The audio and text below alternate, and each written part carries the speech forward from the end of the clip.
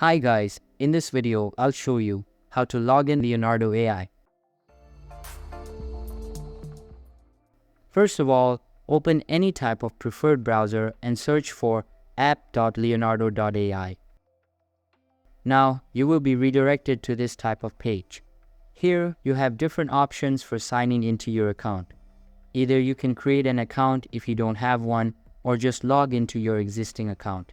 On Leonardo AI, you can sign in by using your Microsoft account, Google account, or Apple account.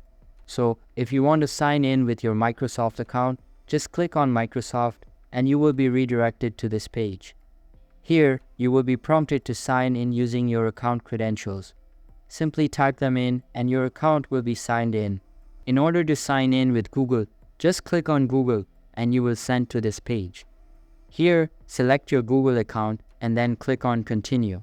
And that's it, you have successfully signed into Leonardo AI. So that's all for this video. If this video was helpful, don't forget to subscribe and hit the like button. Thanks.